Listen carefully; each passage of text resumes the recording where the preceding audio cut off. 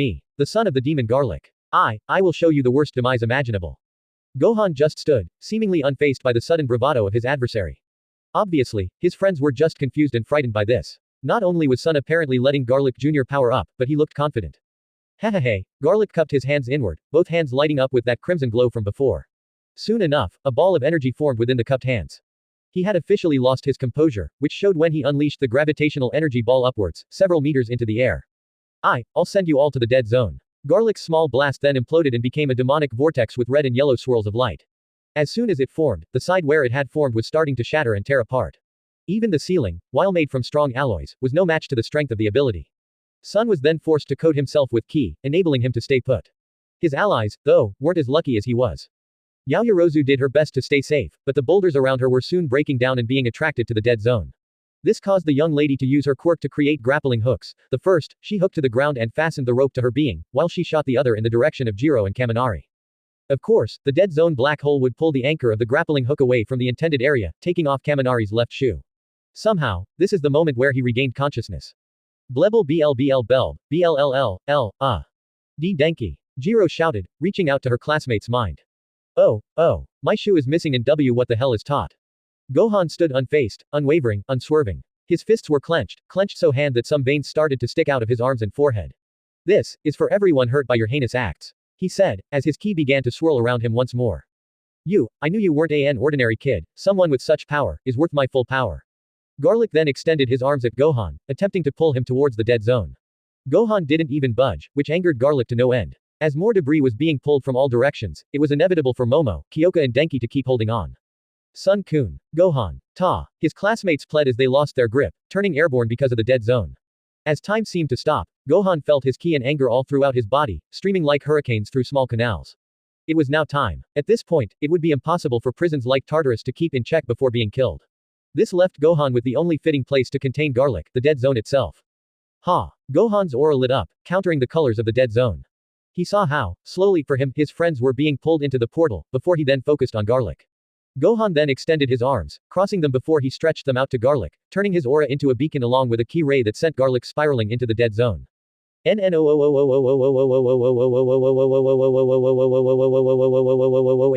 Garlic cursed, being flung to the dead zone by Gohan. Momo, Kyoka and Denki were still freaking out as they kept being pulled towards the portal.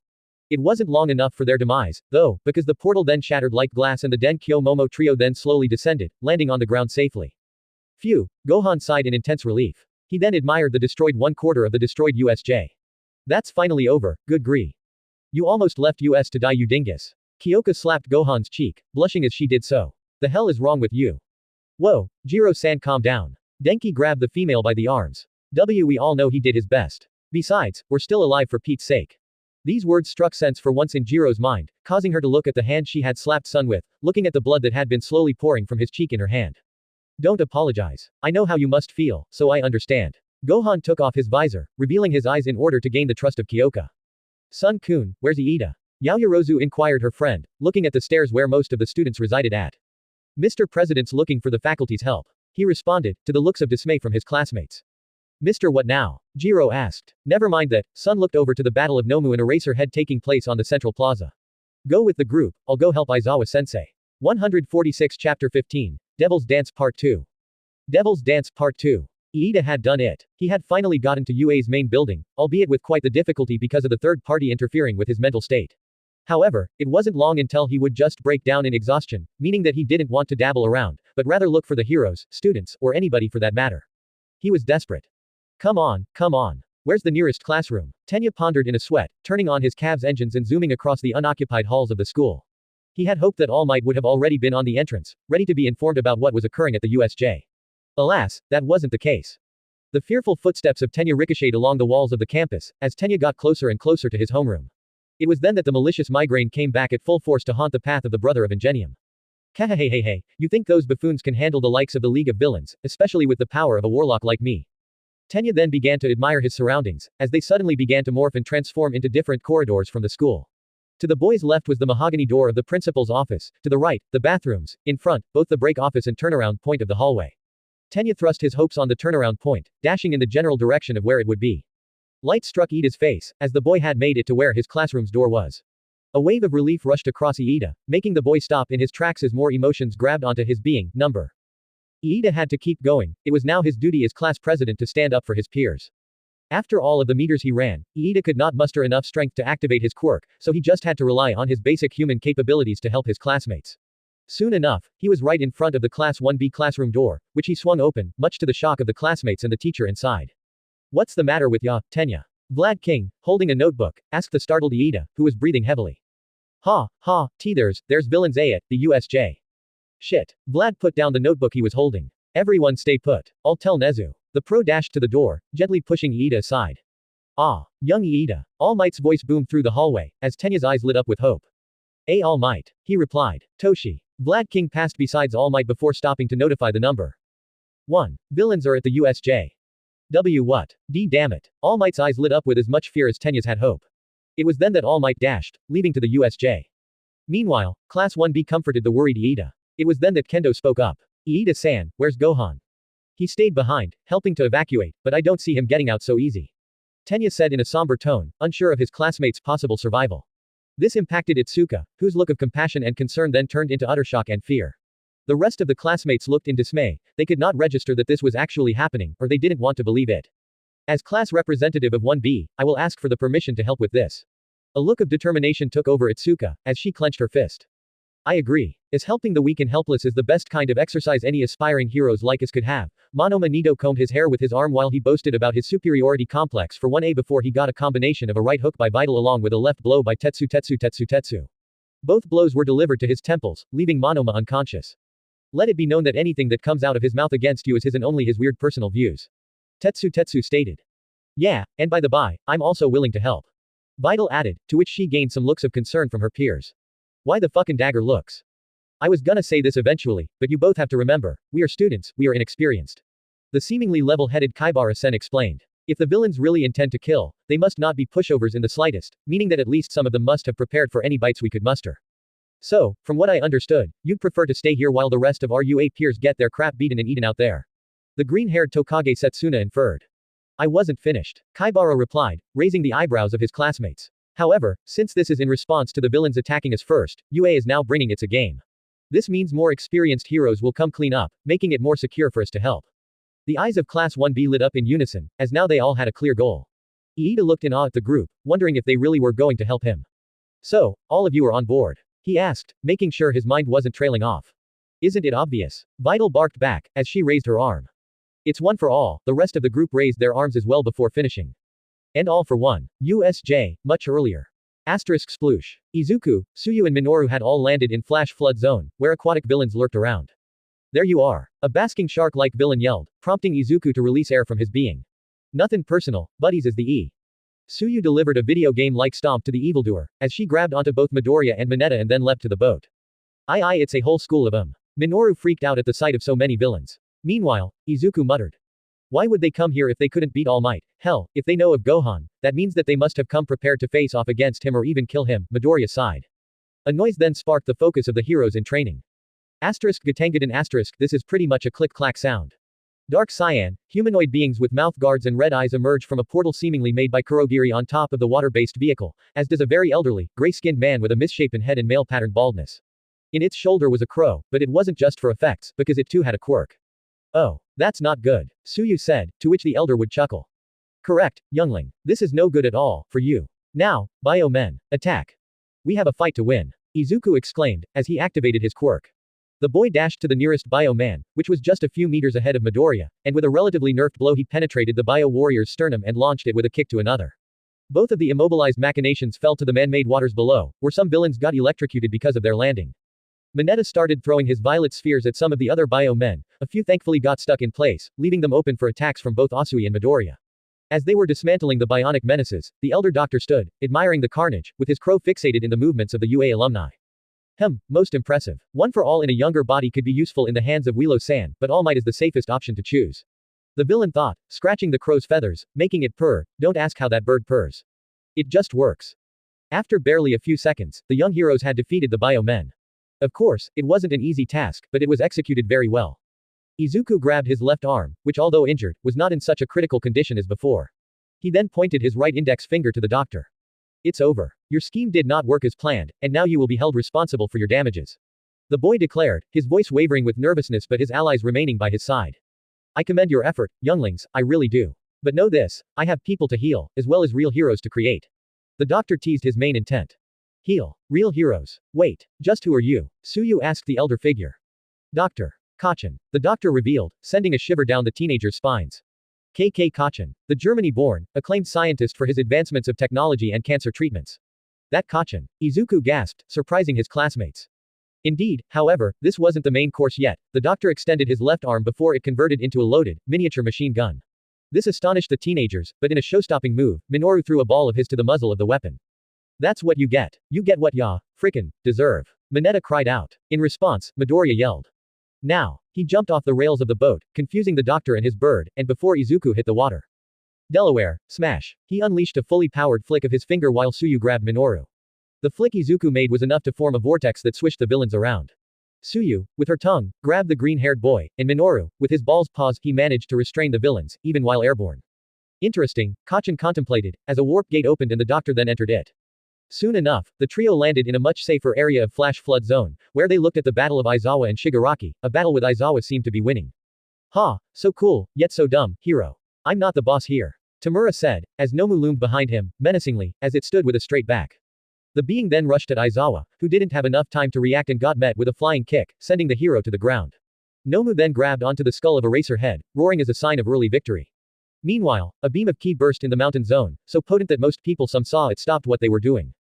Is that? Izuku stared in amazement, while Suyu and Minoru looked worried.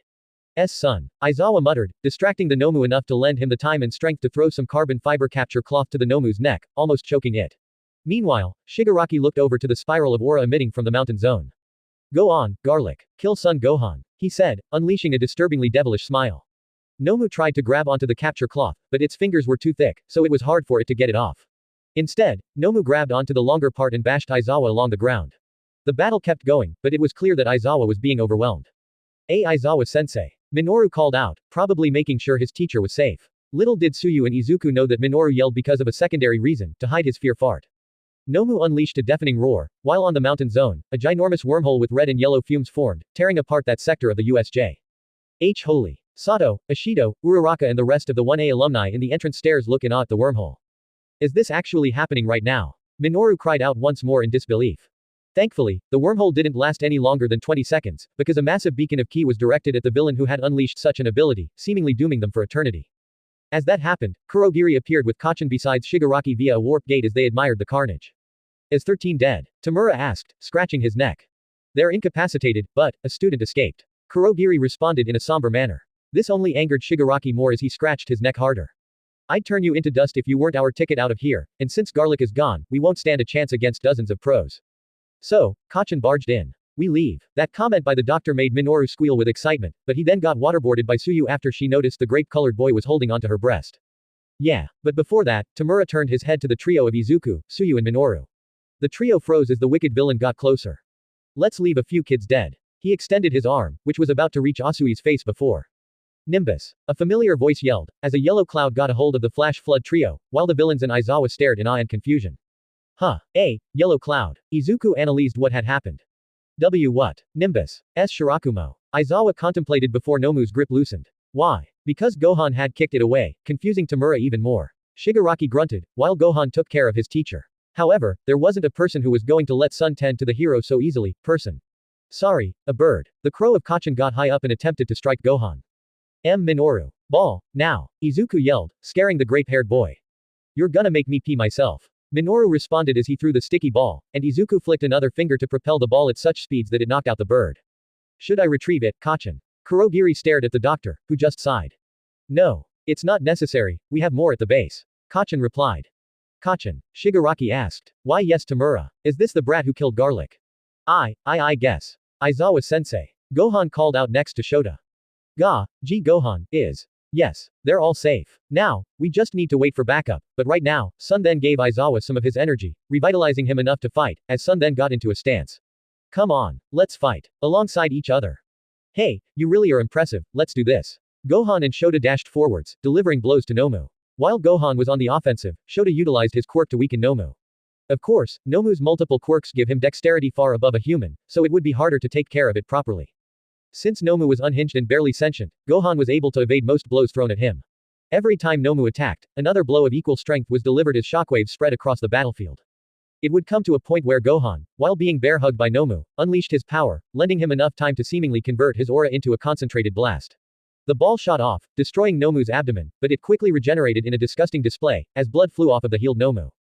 What? Wait, Gohan was shocked before realizing something. His muscle patches in his biceps and abdomen, regeneration, no way, Namekian DNA. Is this, another cell? Nomu crashed its fist to Aizawa's chest, making the pro spit saliva and blood.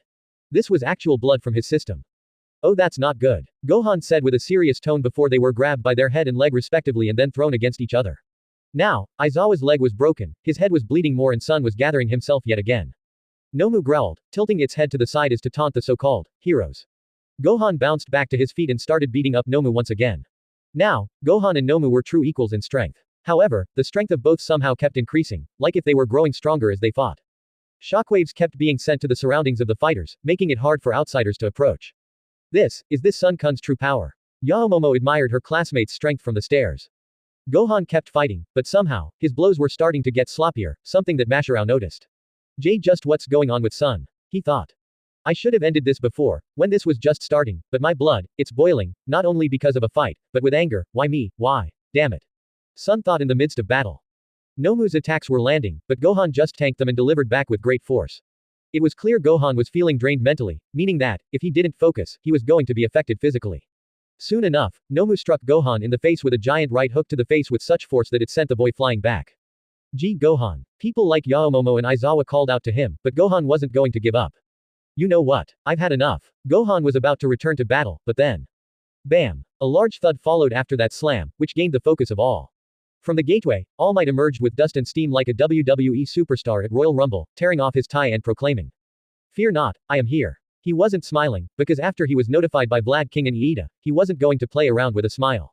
Not now, not yet. All Might jumped to action, swiftly taking care of a group of approaching villains. The number one then got besides Aizawa. I'm sorry. You okay, Shota? URG, can't say I've been worse. All Might, Gohan called out, prompting the hero to turn his gaze. All Might saw Gohan, whose cape was detached and several key parts of his costume, like helmet and gloves, were missing and he was bleeding from his head due to that last blow that knocked him back. I'm fine. Just hand me Aizawa-sensei and, yeah, you can take it on, I hope. These words shook All Might. Seeing his student, son of a great man and fellow human beaten by villains just couldn't sit with the pro. Sure, he seemed okay, but the fact that villains could even dare to go after kids was a terrifying concept. Son. I'll take care of the rest, but I won't hesitate to help when needed. Sun responded with a determined look. Could it really be? Shigaraki started scratching his neck even more. Are you getting weaker? Shut it. All Might barked, preparing to strike down the technically multi-handed villain. Carolina SMAAASH. All Might yelled, but Nomu came in just in time to tank the attack. Nomu then attempted to trap the hero in a bear hug, but All Might ducked. Meanwhile, Gohan carried Aizawa to the stairs, where most people from UA were located at. When having looked at Aizawa, much concern rang through the group. Good lord from above Aizawa-sensei. Ochako got closer to examine her teacher. What can we do? Wait, Gohan responded. What is it, Sun-kun? Here. Gohan pulled out a brown bag, confusing his classmates and then even more when Sun pulled out a green bean. Aizawa-sensei. Why yeah, Shota was clinging on to his consciousness, although he was now pretty much on autopilot. Bite down. Gohan demanded, and so Shota did. When the teacher bit down, a rush of pain came and went, and after a few seconds, he was back in shape. What? Sun's classmates looked confused yet impressed while Aizawa flexed his muscles a little. He then looked at Gohan and asked. What was that? Senzu beans. I gave recovery girl the soil needed to grow them. Gohan responded, as a gargantuan crater was made in the battlefield. Now, All Might had suplexed Nomu, but a warp gate opened, lending Nomu enough room to go halfway through and grab hold of All Might's midsection. When it got in contact, Nomu tightened its grip, with All Might starting to bleed. All Might. Izuku, Gohan, Shoto and two other approached the zone, but Shota called out. All of you, stay BA. Aizawa. Gohan finally exploded with anger, surprising the heroes and alumni around him. Look, I understand your concern, but right now isn't the time, especially when the number one's in the line. Son, if this wasn't a life or death, I would expel you for acting over your own head, but right now, you have to tone it down. Not again. Gohan started walking again, catching up with Izuku and the others while Shota followed Gohan. Not again will I stand back and watch as others get harmed, let alone killed. This shocked those around Sun, because they didn't expect such a reaction from him, even after his earlier outburst.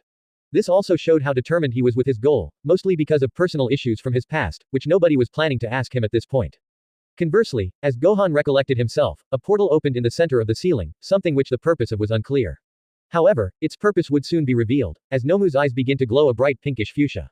This would make Gohan stop in his tracks, as he sensed something from Nomu. Ki. Gohan. Sato yelled, as Nomu fired off its concentrated ki laser through the portal in the ceiling, and the portal's pair was just in Gohan's range. Thankfully, Gohan wasn't killed, but... Drip, drip. 1A and All Might were awestruck yet again, as the laser hadn't penetrated Sun's chest, but rather his femur. The laser had left a gaping hole the size of a baseball, with blood profusely coming out. He had let his emotions get the better of him, making him drop his guard and causing the injury. Sun let out a howl of agony, as he gripped his leg while balancing with the other. This scream froze most around, who were terrified of an attack that pierced through Gohan that easily. If that had struck All Might, he would have been fried on the spot. Damn it. Why me? Why? He chastised himself for letting his guard down. Hey, ahahahahaha. There you go. Son Gohan and All Might in death's door. Shigaraki taunted, but his laughter soon stopped when Bakugo blasted Kurogiri. K. Kachan. Midoriya called out in happiness, while a wave of ice from Todoroki froze Nomu's left side.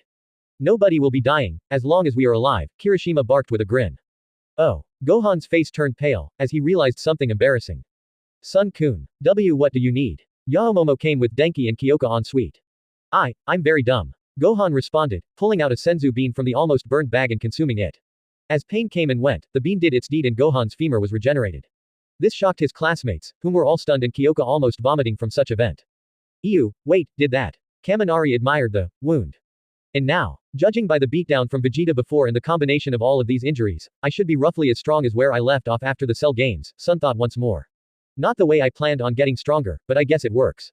He then noticed that another punch by Nomu had been made, but thankfully nobody was hurt. No. Get out of here. All Might demanded to his students. You heard the man. Sun appeared behind the All Might helping crew, startling them. Besides, I have a plan. Time for cleanup. Tamura rushed at the teenagers, but before he could do anything, All Might and Nomu clashed, unleashing a powerful shockwave. The USJ could only handle so much, and now it was at its breaking point, as parts of it were now crumbling down. All Might and Nomu kept colliding their fists with each other, but the latter started giving it beyond his limit, beyond 100%.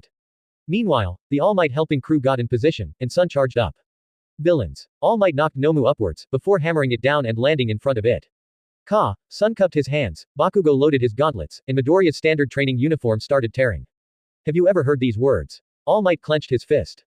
A light started forming from Gohan's hands and he reeled them back. Plus, Ultra. All Might unleashed his final blow to Nomu, sending it flying. However, something would interfere with its airborne state. Deku-kun. Midoriya. Those who didn't know Gohan's plan freaked out seeing Izuku in Nomu's way, but this was perfectly calculated.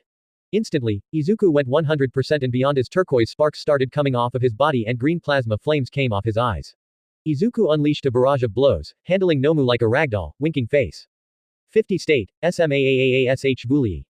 The lightning coming off Izuku burned Nomu's skin as well as some of the surrounding area, and Izuku finally let out a primal roar as Bakugo blasted himself next to Izuku to unleash the next part of their plan.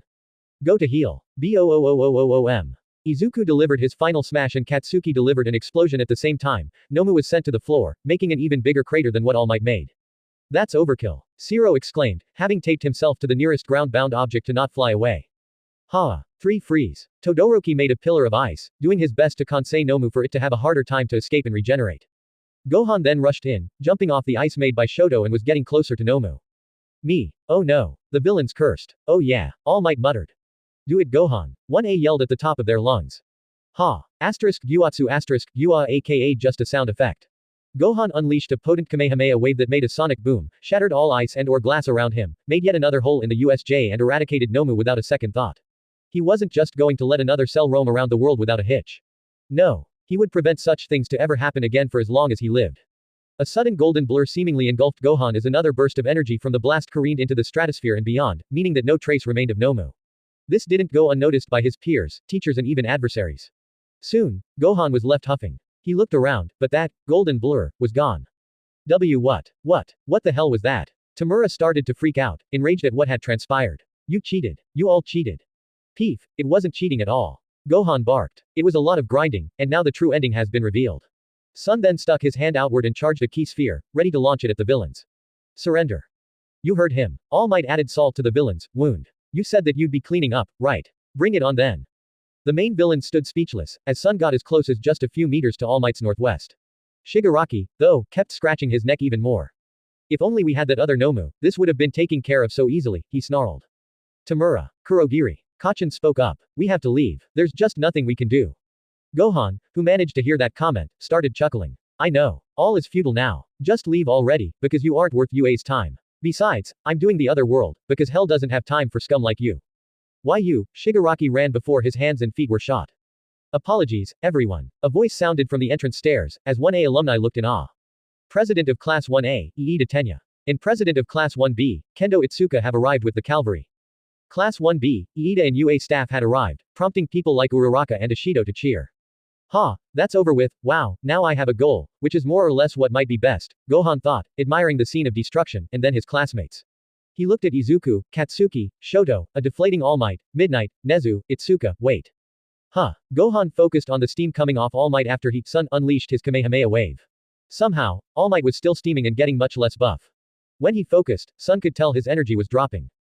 All my, Gohan was interrupted when Smintos covered his field of view with his quirk. Sun-san, go back to your group, I'll take care of this. He said, giving an assuring smile, which Gohan reciprocated. Gohan. Kendo yelled, as she, Vital and Iida got closer to Gohan. Hey guys. You alright? Hell yeah we are. Vital flexed, showing her biceps. Don't worry, son. The only place affected was the USJ, so the rest of the school is fine. Iida comforted Gohan, who let out a sigh of pure relief. Thank the Guardian of Earth that's the case. Gohan responded, the group letting out a chuckle after that. Kendo admired the damage dealt to the facility. To think this much damage was done by one villain attack, wow, will UA's reputation be okay? As long as we are, I believe they could be alright. Gohan thought aloud. I don't think it's that simple, but I can agree that they'll be alright. Vital added. Alright, let's go back, Tenya said, waving his hand in a circular manner. Undisclosed League of Villains bar. A portal opened, and from it came out Tamura and Dr. Kacchan. The doctor landed gracefully, while Tamura just stumbled into the floor, bleeding. Damn it, I got shot. Garlic and the Nomu are dead, the fodder was taken out like trash, the blasted chicken was taken out. Son Gohan was just as strong as All Might, and to top it off, All Might is in perfect health. He is not, Tamura. The cheeky warlock corrected. If he was, then I would have made more fun of your plans, but I guess this is quite the show. Shut it, Babidi. Tamura barked back, making the blue-cloaked demon upset. You get his name wrong and you insult him. Know your place, scum. Mr. Dabura. Calm down. A voice pled formally from a monitor. We merely underestimated All Might and the boy. Now, how about that Nomu, you were saying? Oh. Son Gohan blasted it to Kingdom Come, and most likely ended its life. Kacchan told the monitor figure. Oh my, very impressive, well, thanks to Babidi, the monitor figure coughed sarcastically, referring to Shigaraki who just scoffed. Thanks to him, we have enough assets to make Nomu just as strong as it. Speaking of Nomu, is he ready? Kacchan asked, referring to an unknown character. Yes, he's been sent out in the hunt for the hero killer. Babidi, the warlock, explained. Well, the TLDR of this experience would be this, we can't move freely like we want to, but Tamura, I believe in your power. You can become the symbol of fear. The monitor figure finished his transmission. USJ. The police had arrived and was now apprehending all of the evildoers left in the facility. All students, except Midoriya because of his injuries, had gathered outside, where a detective was counting them. Besides the one with messed up legs and burns, it looks like all are unharmed. Detective Tsukauchi Naomasa analyzed. We're gonna get you all back to your classrooms. This is no time for statements. Mr. Tsukauchi, what about 13 Sensei? Uraraka asked. They have terrible lacerations across their back and upper arms, but those don't threaten their survival. All Might's injuries aren't life-threatening either. It's possible that Recovery Girl's healing will be enough, so he is at the nurse's office.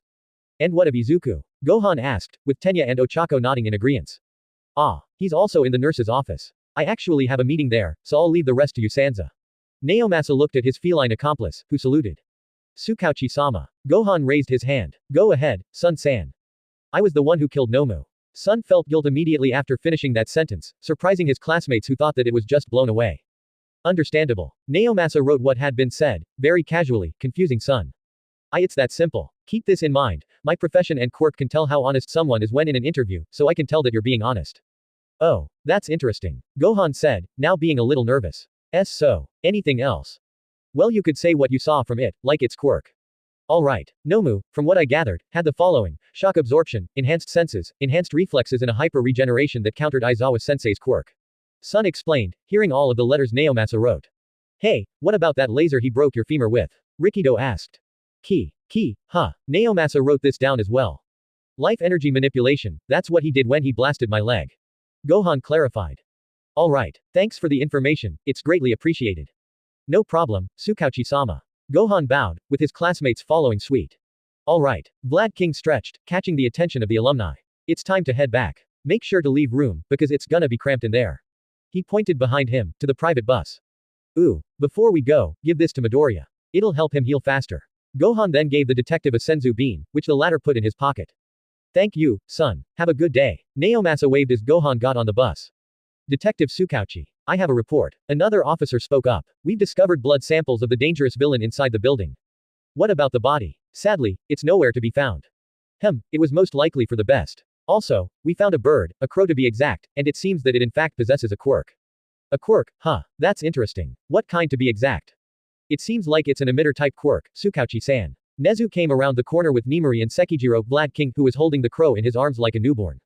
Mr. Principal, I'd like to go over the school with a fine-toothed comb, if you don't mind. Some might not like it, but the police certainly has jurisdiction.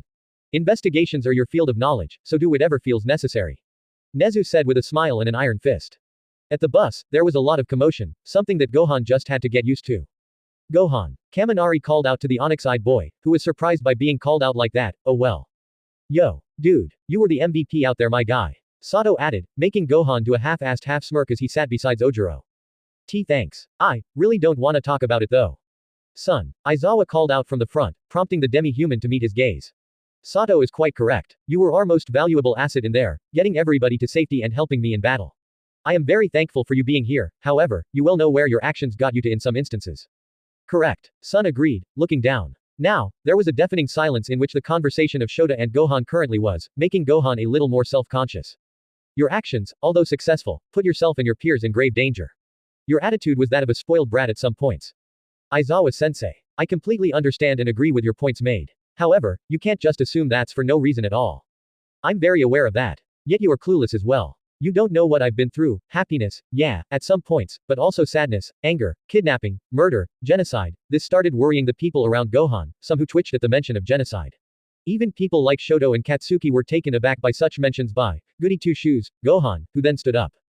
So, Aizawa tried to reason with the boy, but was interrupted. I want to be a hero, but I don't want to ever be a sitting duck ever again. It is my responsibility to keep this world safe. Calm down. After my father sacrificed his own life to keep me safe when even he knew I had enough power to beat that villain. Son's voice trembled as he got furious, just wanting to unleash his inner screams to the silent void. There was silence, as everyone except the bus driver looked at Gohan, concerned. Now, Gohan had realized what had happened, and his eyes got red, although no tears came out. I sincerely apologize, Son bowed profusely, completely distraught at how he acted. He then sat back down. The rest of the alumni and teachers looked away in silence, all except Kendo. The rest of the ride, once again, was void of conversations. Gohan clenched his fist, feeling the guilt he thought had been suppressed for at least a few months at full force. After too much silence, the bus stopped, and everybody got off. Gohan was the last one to get off, and there was somebody waiting for him, resting besides the bus. You good, Gohan? It was Kendo Itsuka, who looked worried at her friend. Kinda. Gohan just had to be honest, because no way in HFIL that his outbursts could be ignored. Look, I really could not even fathom what you've experienced, we both know this. You have to know this though, I don't judge you. At all. What does that mean? Iida told me how you acted when Kurokiri would ever warped your friends. Now, I know where that stems from. It stems from the need to help those around you to compensate for the past, right? Gohan chuckled. Hit the nail in the head. Dang, I'm just, so, utterly sorry. Itsuka looked down, to which Gohan raised his left eyebrow. I've never really experienced such a thing, but seeing you, a friend, someone my age, having been through so much pain, it sickens me. Yeah, my life has been a field trip and a half, times 20. Gohan said, prompting Itsuka to attempt to smile. I bet that if anybody else was in your shoes, that'd deal a number on their being. Hell, that's what happened from the looks of it. Why, no. If I could trade lives with you, I probably would. I appreciate that, Kendo-san. I really do. Your compassion for others is truly admirable, and from what you've told me, people really believe you really have what it takes to be a president, something that I currently don't possess. I'm pretty sure you do, son. It's just, no, that whole feelings thing has to be under control. Hey, have you tried meditation? I've been trying it out recently and it has helped with my anxiety of becoming a true hero and the likes. I have actually. I've been training since I was just 4 years old, albeit without the consent of my parents or myself. Really? Why? I was kidnapped, twice. Oh. Then the whole murder thing happened, then the genocide, and then my father sacrificed himself, saving me temporarily, before I finished the villain off. Kendo was surprised when hearing this. So, that Nomu wasn't your first time. Taking a life I mean. No, Gohan looked down but then back at Itsuka's soft features. I've despised fighting for most of my life. At one point, when talking to a friend, I called it the devil's dance, because the anger that coursed through me was like a demon had taken over me. My friend wasn't even human, but an android, yet he understood me. When his skull was stepped on by the villain my dad sacrificed himself to, it felt like I had lost a part of myself, or someone who was like me. That's when I realized what my duty was. Sun looked at the UA main building. My duty was to save those who were in a place like me once before, scared to fight. Now, I have another duty as well. He looked at Kendo with a genuine smile running through his face once more. I want to help you all get stronger as well, he declared, making Kendo smile in turn. Hey, that's the S spirit. She enlarged her fist and Sun fist bumped in return, both closing their eyes. Ahi su cuutee and admirable e. The teal-eyed female squealed internally. A voice then rang through both their ears. Oh I. Lovebirds. Vital called out, with Uraraka and Iida alongside her. That comment she made the pair of Sun and Kendo blush and they turned around, flustered. Oh god, this is not what it looks like. The boy thought. Oh god, this is totally what it looks like. The girl thought. Not at all, bidet. I was just giving Sun a pep talk, ya, no. Making sure he's good emotionally, right? She looked at Gohan with an intense stare. Yep, he answered. But it's all good now. Hey, how's Midoriya? He's just getting his stuff. Wow, how did he recover so fast? Oh, I gave him a senzu bean. Gohan responded, nonchalantly. What you gave Aizawa-sensei I presume? Iida inquired, to which Sun nodded. Hey guys. Midoriya had now arrived, making Uraraka and Iida happy to see him, as well as Gohan and Itsuka. Vital then started giggling, making Itsuka confused, but Vital then pulled the former in to tell her something in the ear. I know how you feel, and trust me, I think you got a shot. Vital whispered, making Itsuka even more flustered. Look, I know what it looks like, but I really don't believe in love at first sight. Kendo responded. Who said I was referring to love? Vital gained a devilish smile, turning Itsuka's facial structure beet red. After this, 1A students like me were interviewed individually about the USJ incident. Classes were cancelled the following day to install Capsule Corp. Security, but villains are always lurking around. Musudafu City, East District. A man crouched on top of a building, overlooking the busy night city of the Japanese nation. He sported a dark combat suit, plated with metal armor across his body to holster his weapons. The torso was sleeveless, so his arms were wrapped in yellow bandages, all the way from just below his shoulders to his wrists. He also wore long black wristbands and a watch on his left arm, and his knees were protected with metal pads, the costume completed by black boots with steel armor. He also donned a signature blood-red scarf and matching headband, as well as the tattered cloth he wears around his face as a mask. He then licked the air with an extraordinarily long tongue, tainted with numerous small papillae. Saliva flowed through his teeth, meaning that he was hungry for something, craving it. He then put on a very sinister smile, but it only lasted a few seconds. He was not alone, and he could smell it. This world, it needs to change, doesn't it? A voice questioned. The thirsty man's smirk vanished as he then pulled out his blade and turned around to face the person, almost cutting off their neck and beheading them as he extended it. And you are? The red and black vigilante asked back at his prey. The tension in the air was cold around them, but it would just remain for a moment. The man then realized who he was talking to. The one being threatened was a tall man of muscular build with black hair. His hair was unkempt with 3 bangs hanging to the right of his forehead and 2 hanging to the left. His hair also stood up in the front with 5 spikes and 4 in the back. He also wore gray and black battle armor, similar to that of Vegeta's. Oh, come on. I'm just here to help you yet you threaten to kill me. Seriously, what kind of negotiator are you? The person asked the bladed one, smiling. Surprisingly, the blade's edge was already making contact with the opponent, but it didn't even make a mark in the skin. Son Goku. Close, but not quite. The man clarified as more lights turned on in the city, causing light to illuminate the man's face. The name is Turles, and I have a proposition for you, Stain. Devil's Dance, End. Season 1 End.